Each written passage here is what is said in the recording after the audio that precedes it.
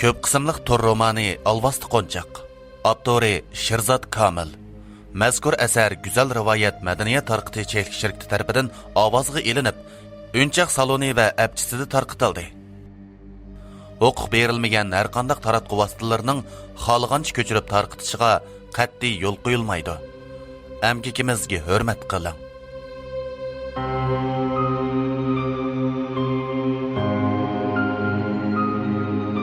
Alvasti Qo'nchaq. Avtori Shirzat. 6-qism.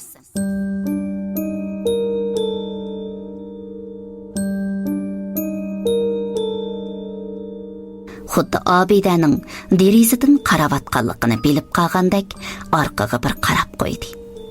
Obida u odamning chiroyini ko'rib, qo'rqib, vaqirab tushidan uyg'onib ketdi. U boshqa birisi emas, dal Aziz edi. Tushidan qo'rqib ketgan Obida nima qilarini bilmay qoldi. Acaba Aziz bir aldamchimi yoki bu faqatla bir qo'rqinchli tushmi? Bularni o'ylagan sari Obidaning badanidan sovuq tarlar yiqiyotdi. Bir kuni atiganda Obidaning doktorxonadan chiqqaniga bir hafta bo'lganda uydagi telefon chiringldi. Obidaning dadasi telefonni oldi. Yaxshimisiz? Siz kim? deb so'radi dadasi. Men shaharlik soqchi idorasidan tekshiruvchi Ahmad bo'laman. Diloda muhim ilgirlash bo'ldi. Uydagilar bilan soqchixonaga bir kelib kelsangiz bo'lamdi, degan ovoz telefondan anglandi. Bir ish yuz berdimi? So'radi Obidaning dadasi. Biz qotilni topdik. Uning ismi Aziz. U jinoyatini e'tirof qildi. Agar vaqtingiz bo'lsa, bugun kelib kelsanglar yaxshi bo'ladi, dedi tekshiruvchi. Obidaning dadasi bu xabarni anglab hayron bo'ldi. Biz hozir yetib boramiz. Obidaning dadasi telefonni qo'yib, uydagilarga bu xabarni aytdi. Aziz degan kim? So'radi opsi. Obida bu ismni anglab qattiq cho'chib ketdi. U Azizni taniydi. U dal yiliqi qora kiyimlik odam edi. Ammo u buni ota-onasiga aytmadi. Bilmadim, soqchixonaga borganda bilamiz. U ota-onasi bilan birga soqchixonaga bordi. Ular yetib borganda tekshiruvchi Ahmad ularni kutib oldi. Mana bu yoqqa kelinglar, dedi u ularni bir uyga boshlab kirib. Avval sizlarga bir xabarni aytishim kerak, dedi tekshiruvchi beshini to'van qilib. Aziz o'ldi. Nima dedingiz? U qanday o'libdi? So'radi Obidaning dadasi. Biz uni so'roq qilayotganda u o'zini bo'g'ib o'ldirib oldi. Bu nihoyat g'alati. Uni kuzatib turgan saqchi necha minutli chiqib ketgan. Qaytib kirganda Aziz allaburun o'lib ekan. Obida buni anglab, badanni sovuq tar qoplab ketdi. Uning esiga yiliqi tushib keldi. Ya'ni Aziz Malikaning uyidan chiqib ketayotganligi. Biz kameradan ko'rdik. Uning qo'llarini xuddi boshqa bir kontrol qilib olgandek, o'zining bo'ynini siqishga boshlabdi. Bu nihoyat g'alati. Aras, biz uning koni uydan nurg'un qo'nchaqlarni topdik. Nihoyat ko'p qo'nchaqlar, dedi tekshiruvchi Ahmad hamda ularga Aziz to'g'riliq tafsilotlarni so'zlab berdi. Aziz o'zini yaxshi odam qilib ko'rsatgan. Ammo u aslida bir qotil. U o'zining o'lgan qiziga o'xshaydigan kichik qizlarni izlab, ularni o'ldirdi ekan. Biz uning uyidan sizning rasmlaringizni topdik, Obida. Obida hayron bo'lib qoldi. Mening rasmlarim? Shundoq. U sizni izlab etibdi ekan. U bolalarni aldab, ularga Alvasti haqida so'zlaydi ekan. Hamda u bolalarni qo'rqitib, ondan ularni qutqizgan qiyofatga kirib olib aldaydi ekan. Biz uning sizni izlab uyingizga kelganligini bilamiz. Ammo u vaqtda siz uyda emaskansiz. Ammo men uni ko'rib boqqan, dedi Obida.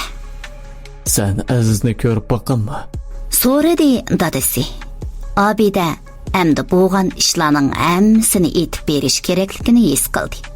U ularga kutubxonaga borganligini, Aziz bilan ko'rishganligini va uning o'ziga Alvasti haqida aytganlarini so'zlab berdi.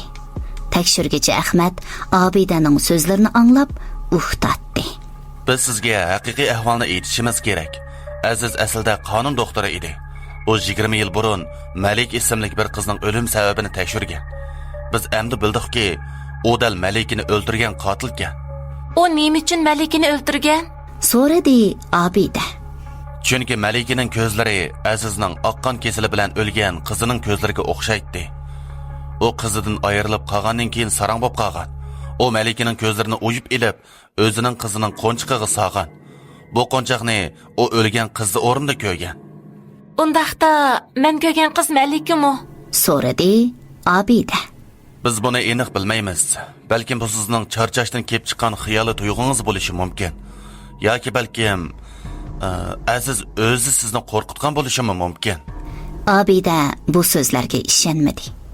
Bir necha haftadan keyin Obida beshiga kelgan bu ishlarni aniqlash uchun yiliqi noma'lum yiziga berishni qaror qildi.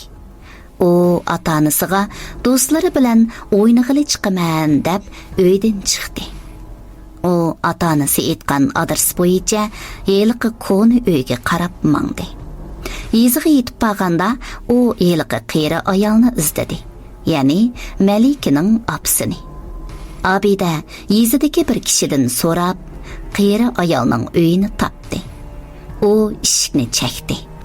Siz kim?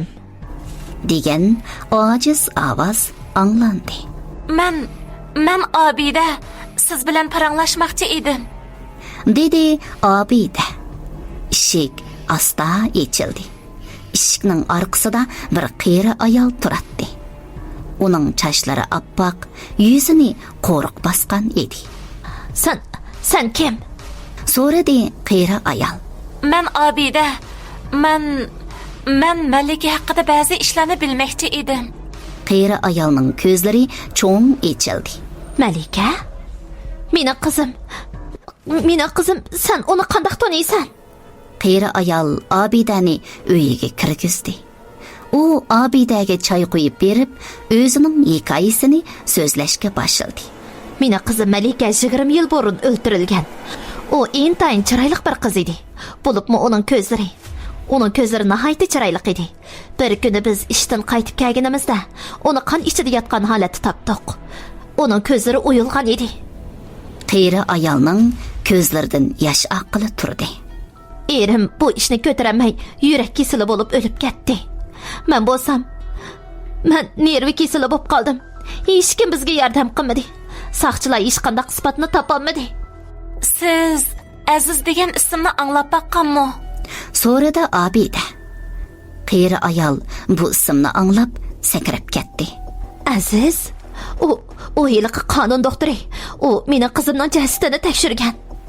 Obida buni anglab, Mo'mayning Azizning qotil ekanligini bilmaydiganligini his qildi. Undaqda u qo'nchoq, dedi Obida davomliq so'rab. Qaysi qo'nchoq? so'radi qiyra ayol. men bir qo'nchoqni ko'rgan edim. Qizil kiyimlik. Uning ko'zlari haqiqiy odamning ko'zida ko'rinadigan qo'nchoq. Qiyra Mo'mayning yuzlari tatirib ketdi.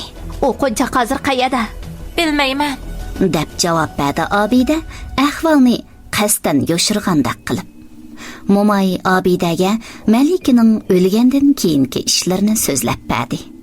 Qizim o'lgandan keyin men uning ruhini ko'rgandek bo'latdim. U menga o'zining ko'zlarini izlayotganligini aytdi. U menga uni topgan apa, meni ko'zlarimni birsi yelib oldi. Men ko'rolmayotman deydi. Siz uning ruhini rostli ko'rdingizmi? so'radi Obida. Bilmayman. Balkim men faqat nervi kasal bo'lib qolgandiman. Undaqda men nimishqa Malikini ko'ralayman. U meni qanday topdi? so'radi Obida. Demak, Malikining ruhi o'zining ko'zlarini izlaydi. Agar sen uning ko'zlarini ko'rgan bo'lsang, u seni izlab topalaydi degan gap. Obida qiyra Mo'may bilan xo'shlashib uyiga qaytmoqchi bo'ldi. Ammo u avval yiliqi koni uyga bir berib baxmoqchi bo'ldi. Shunda qilib u o'zi tepilgan tashlandiq uyga bordi. Uy nihoyat kona va qorong'u edi.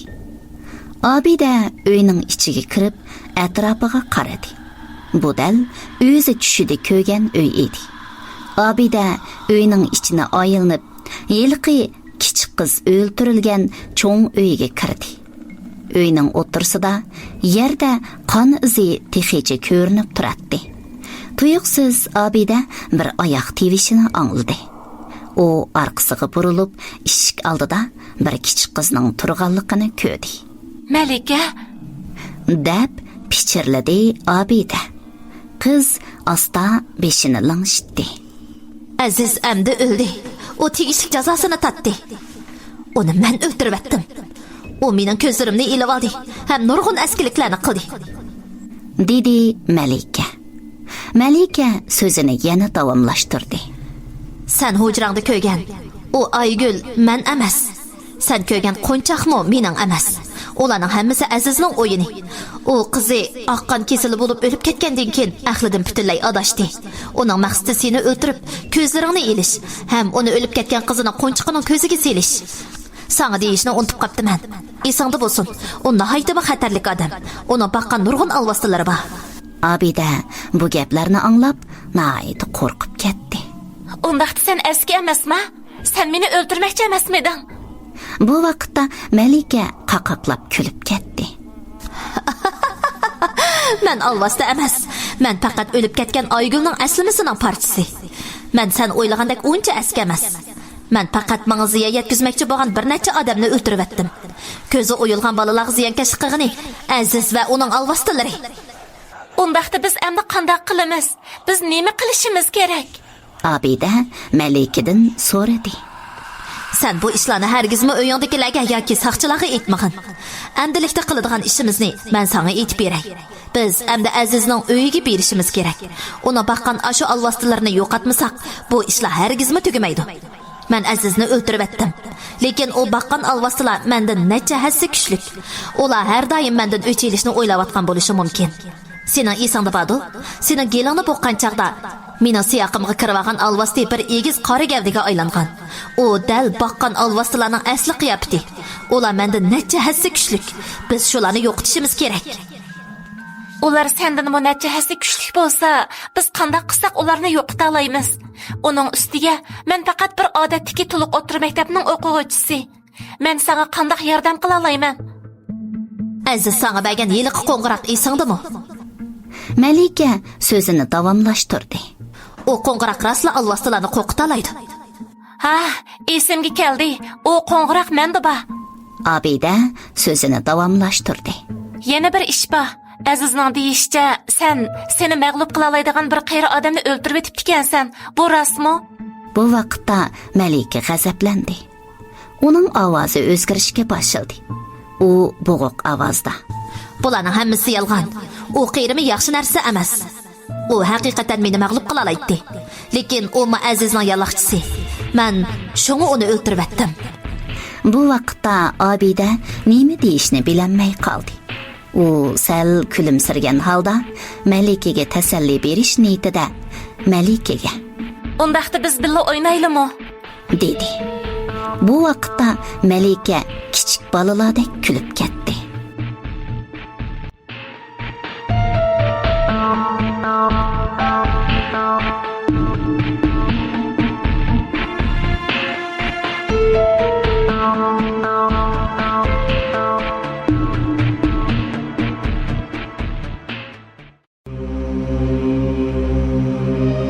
Ko'p qismliq tor romani Alvasti Qo'nchaqning bu qismi mush yerda tamomlandi. Yoqtirib anglag'iningizga rahmat. Bayonda To'xtigul, dadasi rolida Hamda, apsi rolida Go'zalnur Muxtar, Malika rolida Orzugul, Aziz va boshqa qo'shimcha rollarda Asqarjon.